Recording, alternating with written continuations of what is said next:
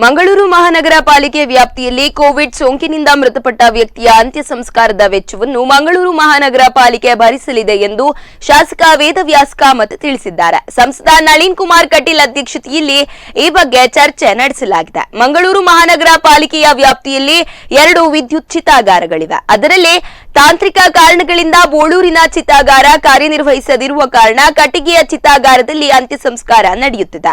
ಇದಕ್ಕೆ 8,000 ರೂಪಾಯಿ ದರವಿದ್ದುದನ್ನು 5,500 ರೂಪಾಯಿಗೆ ಇಳಿಕೆ ಮಾಡಲಾಗಿದೆ. ಆದರೆ ಕೋವಿಡ್ ಸಾವಿನ ಸನ್ನಿವೇಶಗಳಲ್ಲಿ ದುಪ್ಪಟ್ಟು ಹಣ ಕೇಳುತ್ತಾರೆ ಎನ್ನುವ ದೂರಿನ ಹಿನ್ನೆಲೆಯಲ್ಲಿ ಈ ಕುರಿತು ಚರ್ಚೆ ನಡೆಸಲಾಗಿದೆ. ಸದ್ಯ ಕೋವಿಡ್ ಸೋಂಕಿನಿಂದ ಮೃತಪಟ್ಟ ವ್ಯಕ್ತಿಯ ಅಂತ್ಯ ಸಂಸ್ಕಾರದ ವೆಚ್ಚವನ್ನು ಮಹಾನಗರ ಪಾಲಿಕೆಯೇ ಭರಿಸುವಂತೆ ಮೇಯರ್ ಹಾಗೂ ಆಯುಕ್ತರ ಜೊತೆ ಮಾತುಕತೆ ನಡೆಸಿ ಸೂಚನೆ ನೀಡಲಾಗಿದೆ. ಕೋವಿಡ್ ಸಂಕಷ್ಟದ ಸನ್ನಿವೇಶದಲ್ಲಿ ಸಂಸದರು ಶಾಸಕರು ಕೈಗೊಂಡ ಈ ಕ್ರಮಕ್ಕೆ ಸಾರ್ವಜನಿಕ ವಲಯದಿಂದ ಭಾರಿ ಅಭಿನಂದನೆ ವ್ಯಕ್ತವಾಗಿದೆ. ಎಲ್ಲರಿಗೂ ನಮಸ್ಕಾರ.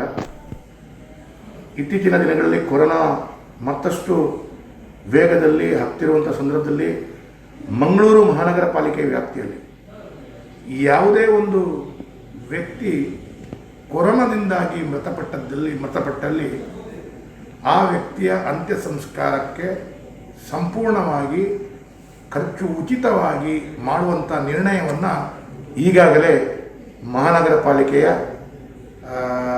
ಮೇಯರ್ ಪ್ರೇಮಾನಂದ್ ಶೆಟ್ಟಿಯವರು ಮತ್ತು ಜಿಲ್ಲಾಧಿಕಾರಿಗಳು, ಕಮಿಷನರು ಮತ್ತು ಸಂಸದರು ನಾವೆಲ್ಲ ಸೇರಿಕೊಂಡು ತೆಗೆದುಕೊಂಡಿದ್ದೇವೆ.